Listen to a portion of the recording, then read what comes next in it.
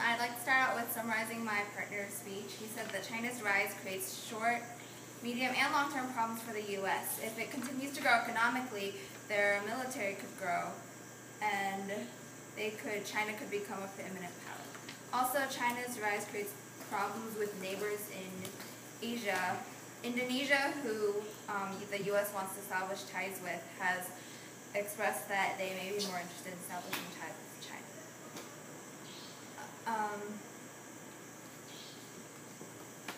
My opponents will say that China's current behavior is peaceful.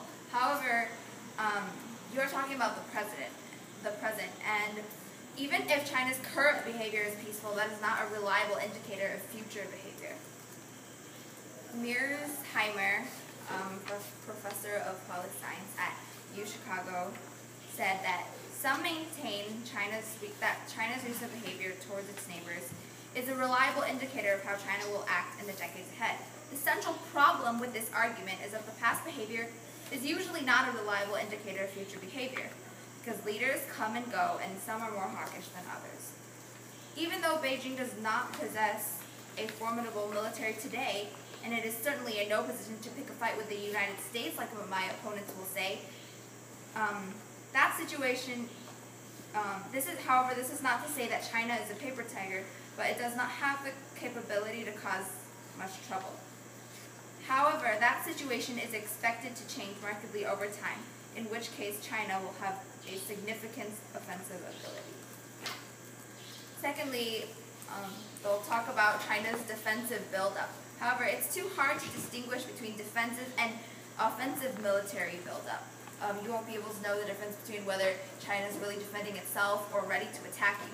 Defensive capabilities often have offensive applications. Mearsheimer again from Chicago said that, not surprisingly, China's leaders often claim that their military is designed solely for defensive purposes.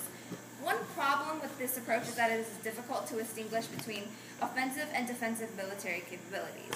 The basic problem is that the capabilities that states develop to defend themselves often have significant offensive potential. Consider what China is doing today. For example, the Chinese are building naval forces that can project power out to the so-called, quote, second island chain in the Western Pacific. And they also say that they are planning to build a blue water navy that can operate in the Arabian Sea and the Indian Ocean. Thus, anyone looking to determine China's future intentions by observing its military is likely to conclude that Beijing is bent on aggression. Also, my opponents will try to say that China's intentions are all peaceful. However, it is impossible to know if China's intentions are peaceful. Even if we know their intentions today, things could change by tomorrow, just like I've said in my last three arguments. Mearsheimer said that, first, some claim that China can ally fears about its rise by making it clear to its neighbors and the United States that it has peaceful intentions, and that it will not use force to change the balance of power. China does not reach out to others to build confidence. The belief here is that Beijing has the ability to signal its present and future intentions to Australia and other countries in compelling ways. Unfortunately, states can never be certain about each other's intentions. They cannot know with a high degree of certainty whether they are dealing with a revisionist state or a status quo power. But even if one could determine China's intentions today, there is no way to know what they will be in the future. Time. William, first question. Do the thing. Yeah? Over here. Back where you were. Take up half the screen. You do. Go. You actually do. So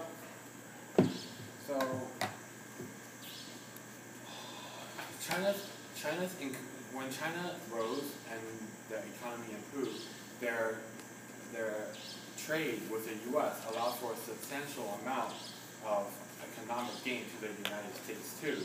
Can you tell me how that's bad for the U.S.?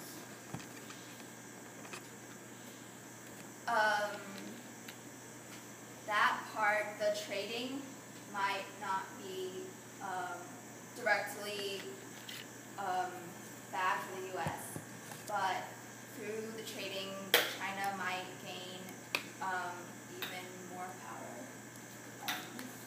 power, be able able to indirectly affect the U.S.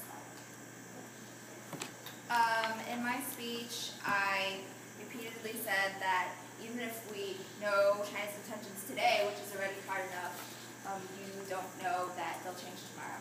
How would you respond to that? I would respond that China simply, at this point, does not have enough allies or power to stand up against the people and nations that would seek to dissuade dissuade a total Chinese control over large parts of the world. In my speech, I mentioned that the build-up in defensive weapons does not compare to the weapon stockpile of the United States, and that if aggression was shown and used, then it would definitely be acted upon with mutually assured destruction. How would you answer that? With China's economy today, you can see that it is still growing, even though it may be slowing down now. Just like you said, it may be cyclical. So with its growing power, they may build a better military, and will then in the future overpower you. Time.